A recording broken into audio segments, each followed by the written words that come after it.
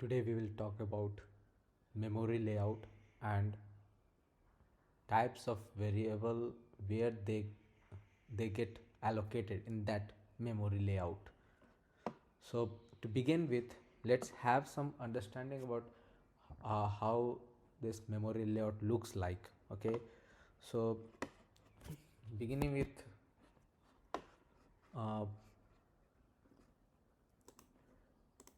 beginning with a layer. So let's say we call it this. Assuming that this is the complete memory layout and which starts with okay so which has uh, which starts with which text. Okay, let me put some text here. This text will be uh, I will type address in the hex.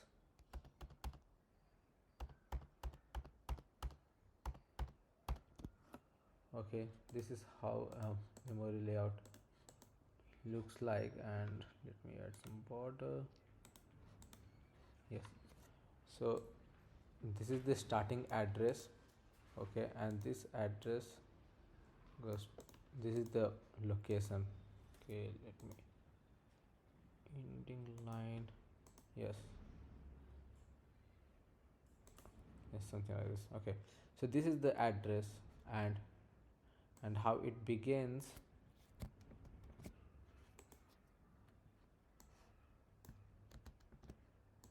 So let's call it here.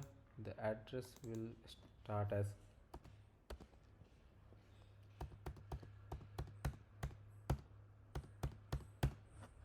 okay. So this is the complete memory layout from starting at this is the starting address, this is the ending address, like okay. And actually it is not called at a starting language address or ending address. We'll see this what we exactly called in some other session, and we'll explore what is the significance of this. Okay, but now let's say this is from where memory start and this is where memory ends. Great. And in this memory there are some part of the memory is reserved for the kernel and some for the user. And for the user I mean like the uh, all the processes that is getting executed for those, right? So we can call user space and kernel space.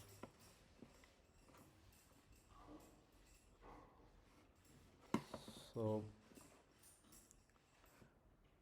let's draw a line and split this here. Let's split this here. Yes, okay. So this is the line, and we can call, and the address, the the place from where split happens is, we can call this address as 7.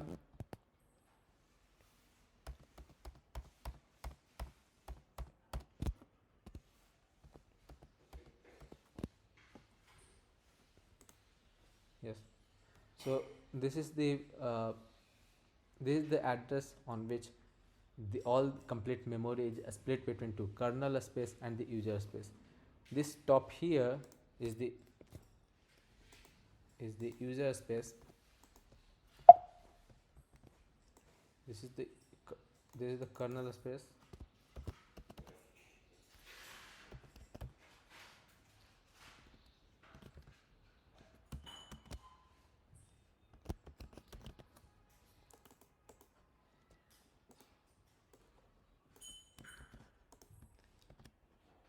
And this is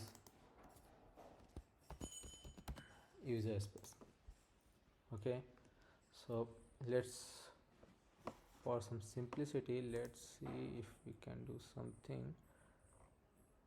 uh, any arrow.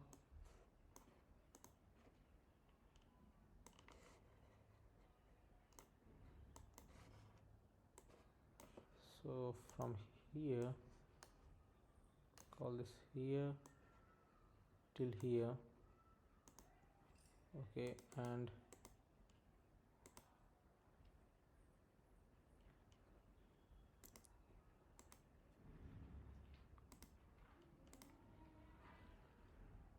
do we have something else? Yes, here, let's call this also. Yeah,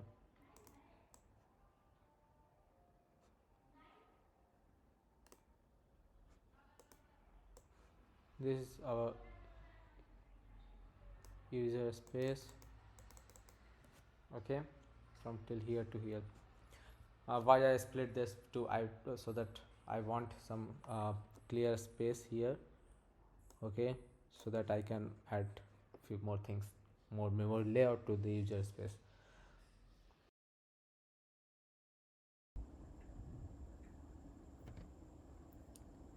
Let's look at memory allocation in C programming. Okay, so let first begin with include dot h. Let's add the header, then int main. Let's create a global variable, right? So let's call it um, global variable, and allocate it assign initialize it with some value. Let's call it 10 for now. Okay, and let's print its address, right?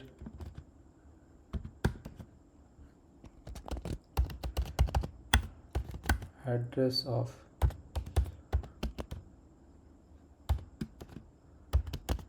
global variable,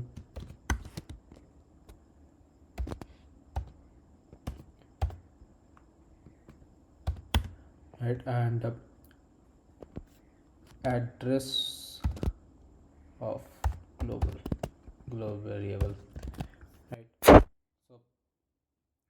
this one, if we compile it and run it,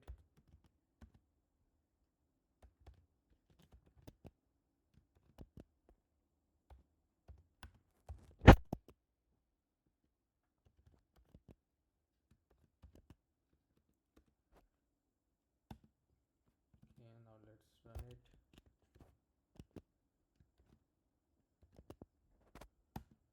You'll see we get some address, right?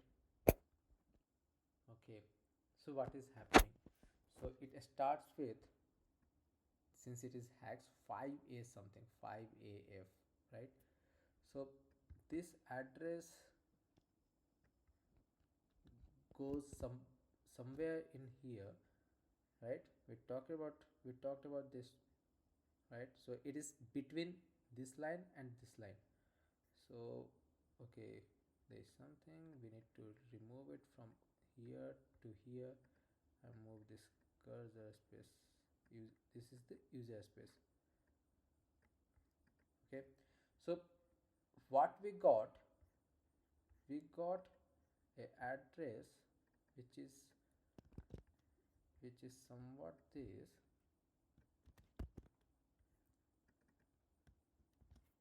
right? And it is somewhere here,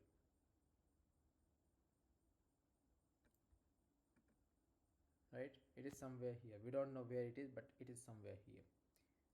So what actually happened, like when we execute our program, so right now this code is in hard disk, right? And we compiled it, we got this executable. Once we execute it, what it does, first we load this program, this code from ram, from hard disk to ram. So the area, the memory where ram, the text lies is called text segment. Okay, so let's draw a line, and this line is somewhere here. Okay, and this is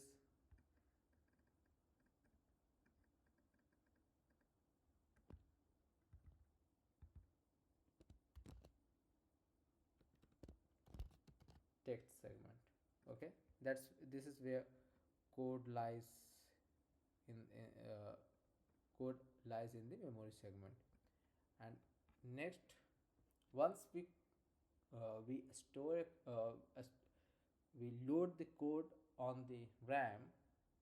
Okay, and it goes to the text segment, and we load the code to the RAM, and it uh, as it execute, right, as it execute, it also store this, create this variable, global variable, right.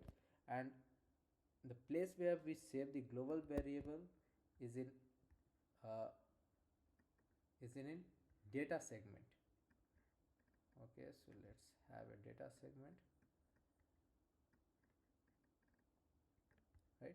This text is the place where we save the text segment, like where the segment where we save the text. Okay, and we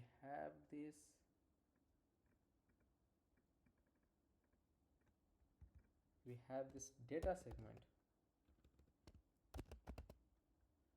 where we store the data, right, global data. Okay, to be precise, like such as this. Okay, if we create a variable which does not have where which does not have some value, let's say we we don't explicitly initialize the value, so let's say uninitialized, let's call it uninitialized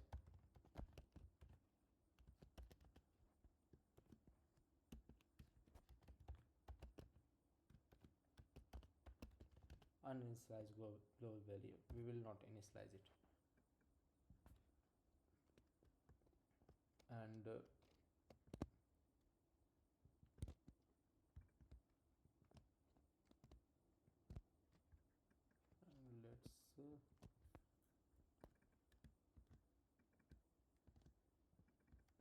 let's print the address of the uninitialized global variable, compile it and run it.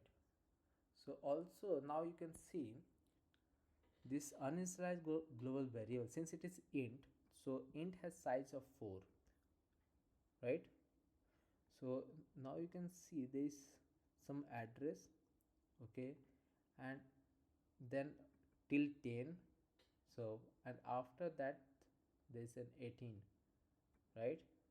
So we'll look at the where the size comes in picture, but here it seems like after global variable and allocating some value, it is taking somewhat next byte or next after 8 byte, though it's 4 byte, so right now it's taking 8 byte, no problem. This address sometimes uh, uh, are assigned arbitrarily, it gets assigned, but it will get assigned in the same block of memory, right. So right now it is coming into the data segment. Okay, one more thing that we can see, like the address is somewhere f, earlier it was f5af, right, and now it is 652. So basically this address is arbitrarily assigned. Okay, and most, and there's one dependency that it will be lesser than this, right. Okay, now coming to the next thing, uh, we can also have uh, uninitialized local variable, right. So uh, instead of uninitialized, I would say static uninitialized local variable, right. So static uninitialized variable, let's call it just variable. Okay, this is static, and let's put a type int of type int. Okay, and we will just copy and paste this, and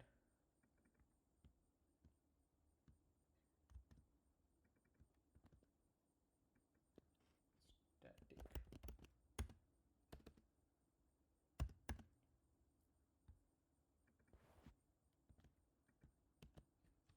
Okay, so now let's look at its value. Compile it, run it. Okay, so it says 1.8, right, and 1C, which makes sense, right? First we initialize. If we go into serialized manner, first it creates this global variable, then uninitialized global variable. So address, you can see address is in increasing order. First it is C10, then sorry, 30, 3010, 3018, it is in increasing order, and then it's 31C, right? It's in increasing order. So whatever value we are creating, right, it is going somewhere, some initially it is going somewhere like this, right? This data segment is increasing here, right? It's growing like this. So if we create one more variable after this, it will also, that will also be greater than this value, right? So let's do that and confirm it, right?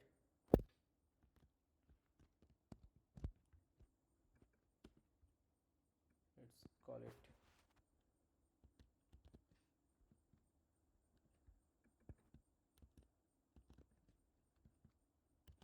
second, right, and compile it, run it. Now you see from 1C, okay, and 1C plus 4 is 20, right? So it is increasing here, and now you can see the difference between this byte and this byte is 4, right? So that is, by the way, one more thing, right? So let's create right now this uninitialized local variable, or uninitialized variable. It is going somewhere which is greater than this. Okay, let's create a, a static variable, to be precise, a static variable which is not uninitialized, which initialized static variable, and let's create it after this after this line number 14. Okay, so I will just copy this,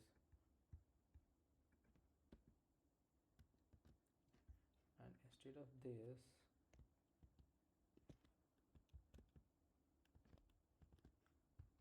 say it is initialized variable, right? And let's initialize with the value 11. Compile it, run it. Let's see. It says global variable, the address for global variable is 3010, right, which makes sense. And after that we created uninitialized global variable, which is of the address for that is 31C, which is also greater than 10, right? And then after that we have 20, which is greater than that, and then we have 24, which is also greater than the previous the uninitialized, right? So it is going like that. Now let's look at this static initialized variable, and it is something 5b 5b 59f 3014, means it is greater than this global variable, but it is lesser than this uninitialized global variable, right? So it is lesser than that. Okay, so what does this mean? This means that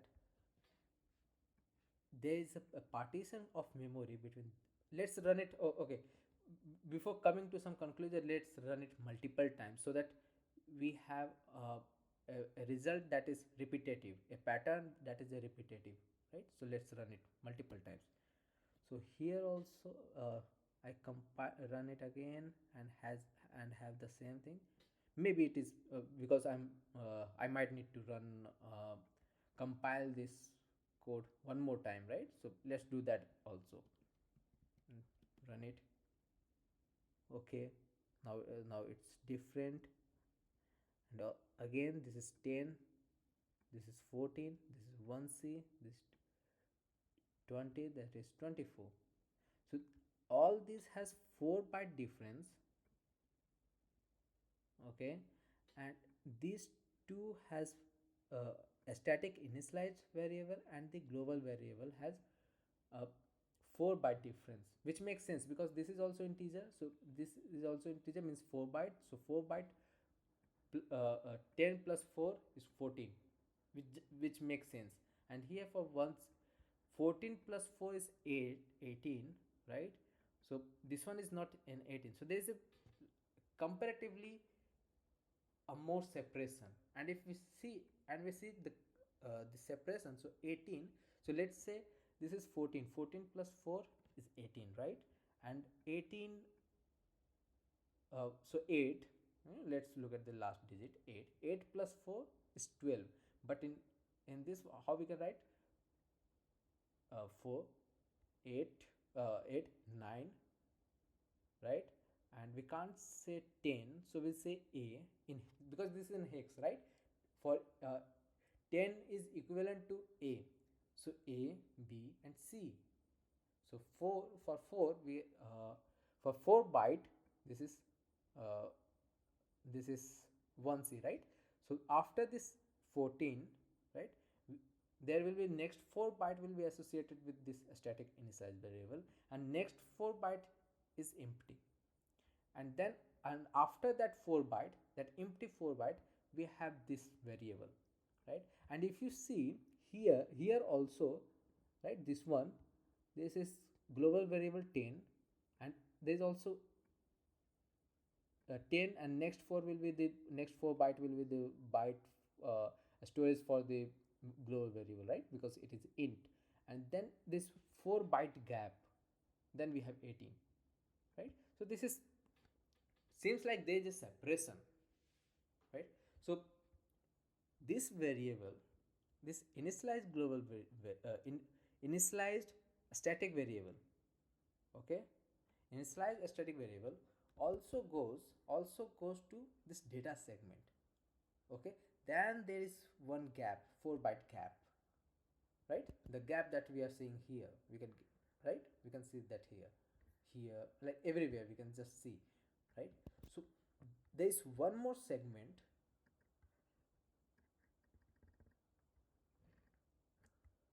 this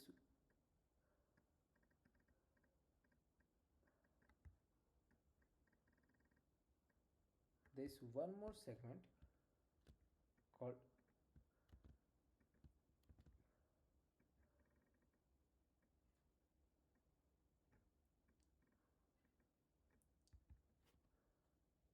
okay, one more segment called BSS segment.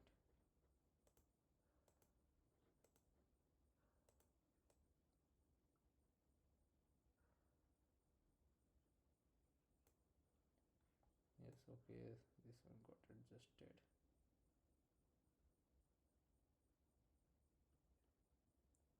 Anyway, great. So this is BSS segment, and what are the things that goes to BSS segment is, definitely there is one thing, that is uninitialized variable goes to BSS segment. Okay, so this is also uninitialized, this goes to BSS segment because it is increasing order, right? Just 4 byte difference from the data segment. So this is data segment address, and after that, we have a 4 byte difference, right? Okay, so okay, so why I added, let's do one more thing, let's do one more thing. uh, let's do int.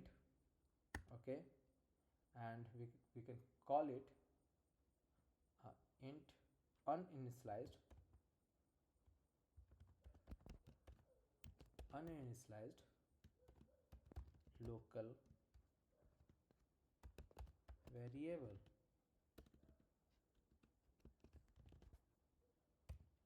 Okay, and let's print this also.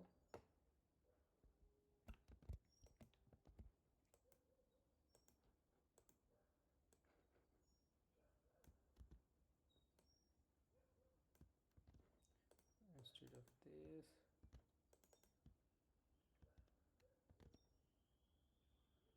let's remove static. Yeah, because it's not a static. Okay.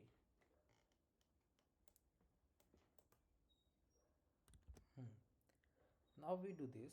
Let's run this code, compile it, and run this. Okay, now you can see there's a sudden increase in the address, right? So for all these, this is 5 8 something, right? 10 14, which means this is from the data segment. And then 1C 20 24. So these are from the BSS segment, right? But this is comparatively a lot uh, greater than these addresses, and it is closer to the top of the uh, user space, right? 7FF something.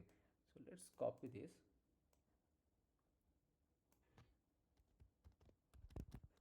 go back here,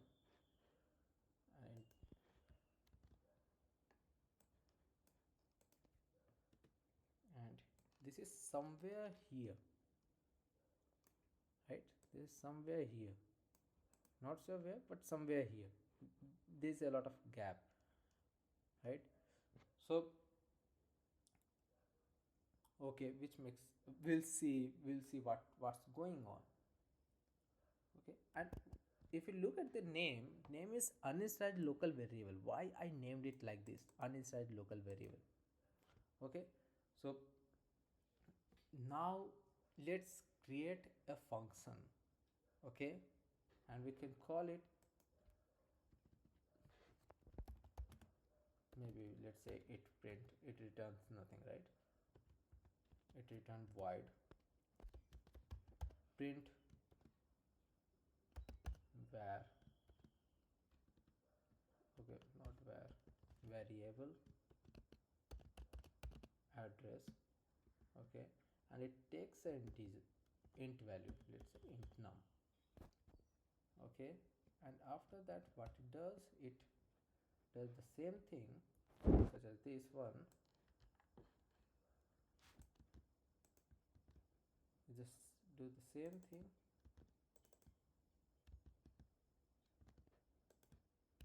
right? Okay, now let's call this function, right, from bottom. Okay, so print variable address, and let's pass a value 10. Okay, and let's compile it and run it. Okay, so this num, right, this num here, this num has similar value than this one, right? But let's look at those addresses. Right, so it says 7FF. Let's look at this one, 7FF triple two AB7F4, and this says 7DC. So which means that this is something. So next address, so next variable that got created after this local variable, uninitialized local variable, the address for that is smaller than this uninitialized local variable, right? So what we can get from that, like, let's copy paste this address. Okay, copy paste this address and update the previous one. Not sure if it is same or not, but anyway, just update it.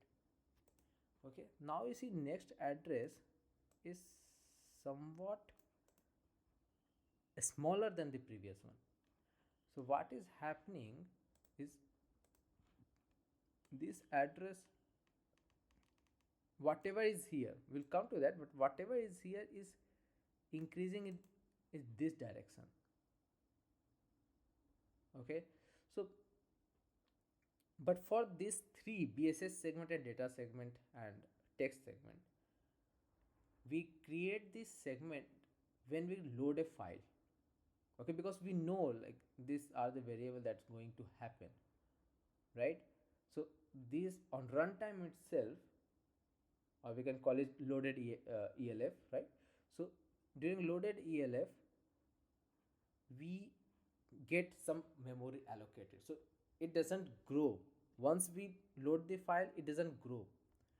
But something here, let's say we have a loop, okay, and for loop we call this 5, and the limit for the for loop we take from the user, right? User give a input, and whatever integer value user give, like okay, so it can be something like that.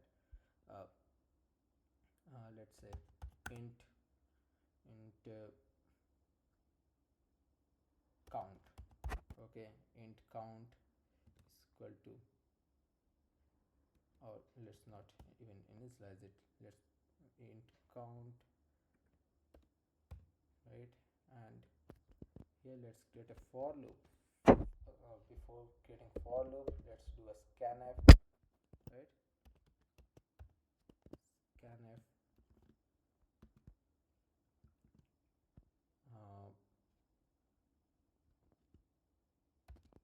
%d, right? And say ampersand count. We can do something like this. And for the and for loop, for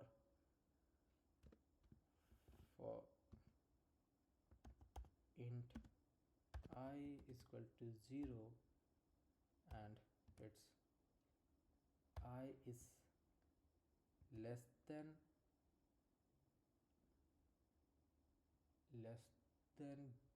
count,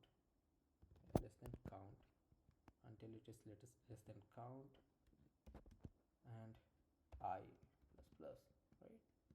And here we can just move this part, right? Control X, move this part over here. Now in this case, how many times we should allocate memory for this num, right, is now uncertain, because it can vary upon the user input. So it is not fixed, right? But this value, this count, this is fixed. We are not going on runtime, we are not going to create more variable, this kind of variable, right? We are on runtime, we can change the count of function call, but for these variables, right, the count for this variable is fixed, so that memory is fixed for this variable. So that's why those variable goes to BSS segment and data segment, because the address is fixed, right? The number of variable is fixed. But for this, for function call, it is not fixed. Okay, so what does this mean? So let's run this and validate it, right? So let's do compile and run. Okay, now it is asking me for some input. I enter 3, right? So 3 times it runs that. Okay, and each time it gives a same memory, right? Same address. We'll see that, but each time it gives us, it prints the same address. Okay, which makes sense. Now coming to this, why it is 7FF, not something 61 or 5, starting with 5, but why it is starting with the end of the closer to the end of the user space. Why it is like that? Because this is a this is a stack, this is a function call, and each function call goes to the stack. And how it works is that main is also a function, and putting this as a static makes a the scope for this variable is more is out of this main. Also it can be accessed out of for this global, right? This global can be accessed out of if it's anywhere in the code. So if I want to access this global in this function, we can access it. And for this initialize, the value uh, the value for this, like if we run in a loop, then the value will be persistent. That's why static means, right? So which means that we need to keep it somewhere where in the when a function call happens, and after that it returns, the value can be persistent, so that in the next, if next time that function get calls, we can have that value. That is the objective behind static, right? If you don't know what a static brings to the function, what functionality a static brings to a variable, you can read about it. Okay, or maybe we will talk about it in some other session, right? Okay, so we get this as a static which will be somewhere out of this main, right? And the count for this static is these static variables are fixed. So that's why it goes to this BSS segment, or depending upon the kind of variable, either it go to BSS or data segment, right? But whenever we do function call main, so what initially happen, like we get a variable. Okay, okay, so here let's something border like this. So we get a variable, so we get a a stack segment. What I'm calling, if you pay attention what I'm calling it, I'm calling a stack segment, right? So we'll look at that what a stack segment mean. And now let's put this here. We can call it main function. This is main function call, right? So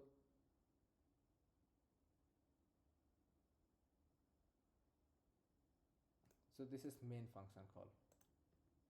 Okay, and main function calls this print variable, right? Calls this print variable. So what happens, like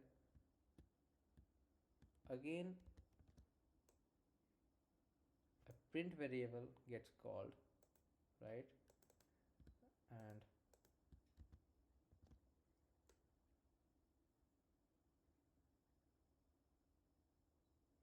and this is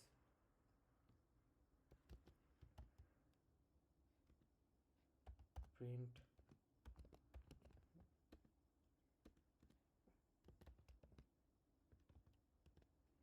variable address function, or maybe something, right? So this function is getting called from main. So this one more stack, one more stack segment gets added, right? And if we call so that is what is happening. This stack is getting called, right? And after that, once it so this stack has a lot of value, like what are the parameter it should accept, and where it should return, on which memory it should return. Okay, so that, and what is the size of data it should return, those things are in this stack segment. Okay, so we can look into a stack overflow in detail in some other session, but that's how and during that stack overflow we can look, we can we can actually see, we can break down the stack, what a stack has, and what is the purpose of it and all. But when from a function when we call another function, a new stack segment gets called. Okay, and we need to keep everything in that stack segment, and we can define what should be the stack size so that we can limit it. Okay, there's more detail, we'll come to that later, but this is how it is. So let's say, let's create a variable counter which is equal to 0. Okay, and let's call this, modify this code, print variable function, and make it static. Okay, so let's call this function recursively. Now to do that, if if counter if counter is, okay, like this, if counter is less than, let's put a value 5. Okay, less than 5, no, greater than 5. If it is greater than 5, okay, then what it should do, it should return, it should just return. Else what it need to do, else it should increase the counter plus plus, right? And let's do one thing. First print this local, and then we can just call this function again. Say no,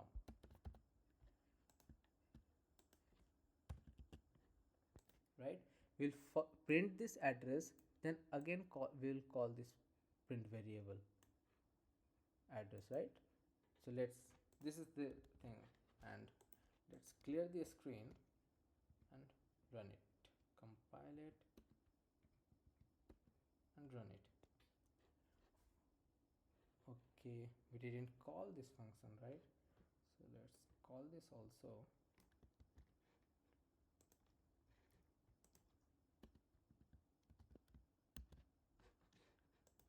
Now let's run it, compile it, run it. Okay, now see what is happening till here. The main function created this print variable. Okay, and again, since it is recursively getting called, so print variable calls until this 5 counter is less than 5.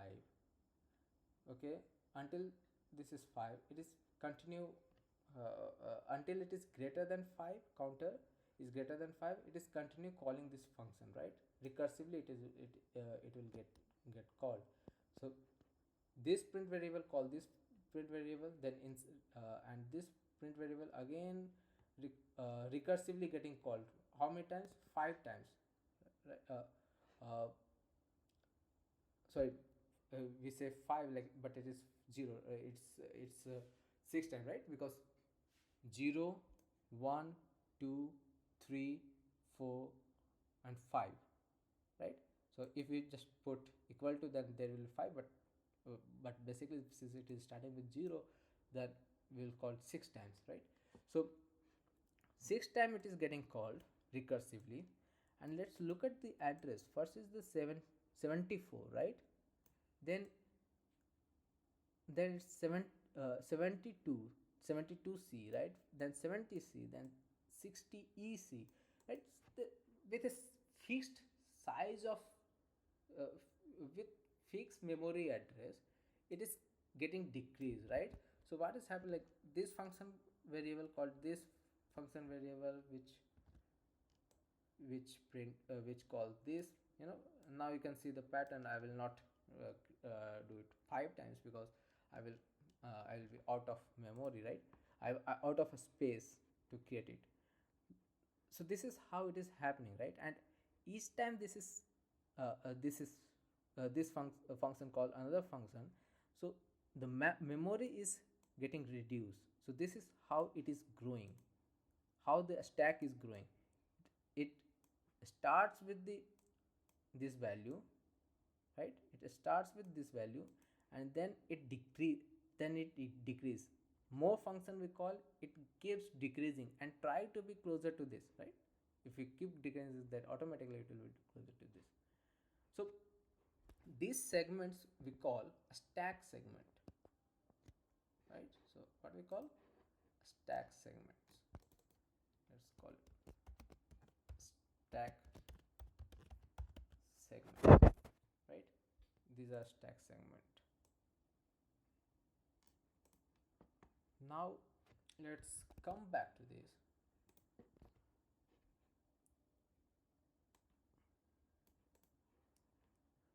Okay, so whatever function, whatever variable we create inside a function are the local to those function, and that's even how a scope work. If this function is returned, and this function is returned to previous to the caller, right? So the all the memory in for this, that the memory allocated for this function will be released. So that's how out of a scope work, because that memory is gone out of a space, out of a scope. So when you create a variable inside this, like let's say something like this, uh, num2, so num1, int num1, something like this, I cannot use this num1 in main function, right? I cannot use it. Why? Because this, after this return, this memory is released. Since it is released, I don't have access to those, to that memory. Okay, that's how even a scope works. Okay, now great. Let me remove this,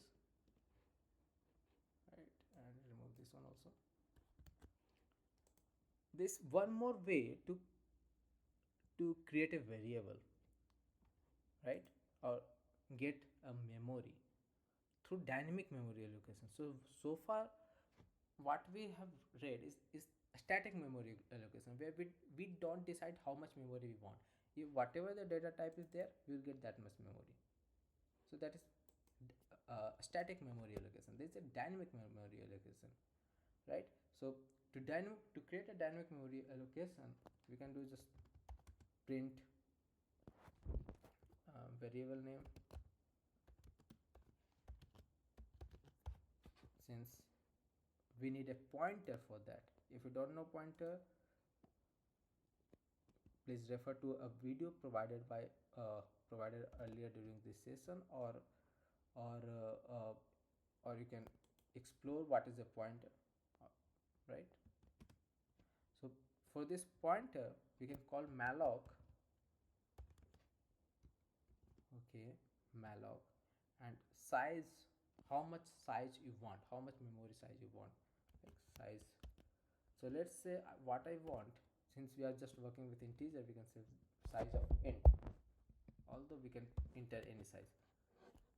So this much size will get allocated to this. Okay, and if you want to read more about malloc, so what you can do, just type man and malloc function, and press enter. So it will open the documentation and you can see this synopsis that it is defined in the stdlib library. So right, so let's add the library and you can read more about it. And what let's read a first line that says malloc function allocates size of size bytes, like this much, allocate this much size bytes and return a pointer to allocated memory. So it returns a pointer to allocated memory, right? And to pointer, which means the address, right? Address to first initial address to the memory, and that we to store a memory address we need a pointer, so that's why this is a pointer. So if you see, it says wide pointer, like you can store anything into the pointer.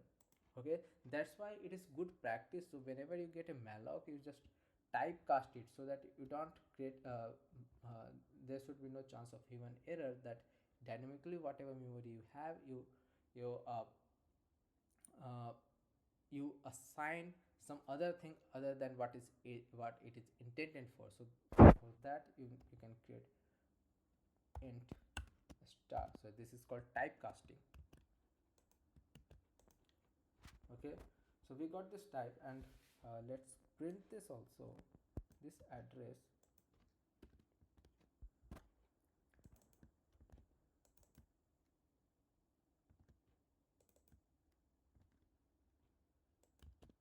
Not ampersand, we need just this, right? Okay, now look at this. What is our expectation is that these are some memory will get created, and then we do print variable, right? This print variable, these value will get from the stack, from the top of the memory, right? So from here it will get created. So now where will this memory, dynamic memory, will get created? Okay, so let's compile this and run this to see the address. Now it says 55 something, right? 55C2, right? 6B0. So it is if you compare with this, uh, mostly with this variable, right? So it says 55C2 A. So this one is AD, right? AD 52. This is AF. So definitely this is much greater than this one, right? So which means that again there is a partition. So again there is a partition, and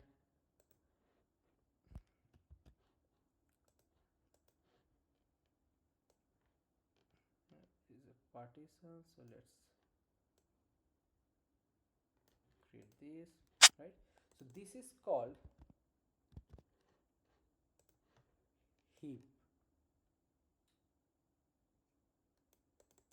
This is called heap memory.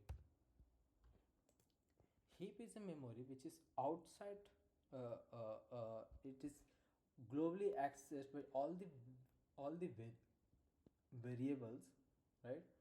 And if we that's why if we create a memory, until we free the memory manually, it can and have the access to that pointer, we can, uh, if we know the pointer, and we have not freed the memory, then we can access it.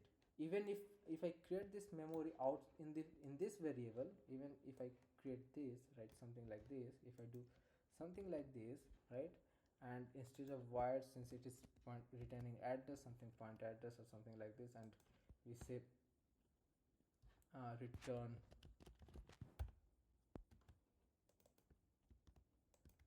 this, right, and we keep it something like this, we do something like this, right? So if we do something like this, then also we have the address, and the address for this will be same as this, because it is in the heap. And when this stack segment collapse after returning, the heap memory is still available. So that's why we can use this heap.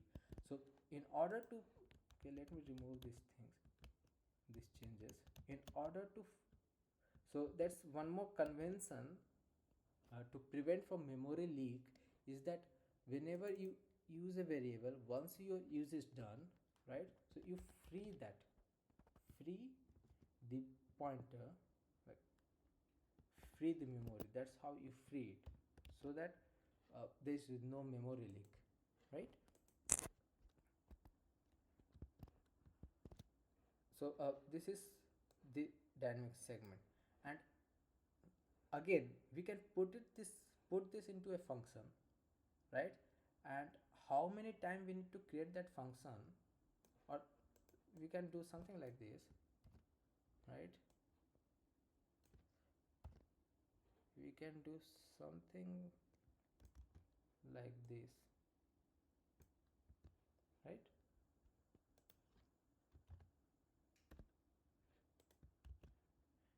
So in here we will get memory, right? And how many times we will get memory, it totally depend on the user. So this is also not fixed. So since it is not fixed how many time we will get, this is not part of BSS or data segment. That's in heap, and it can grow now. It can grow depending upon how user is using it, right?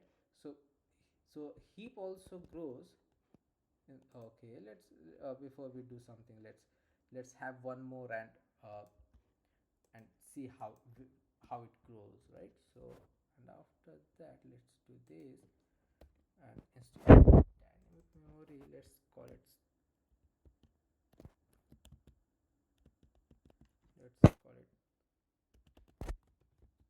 second dynamic memory,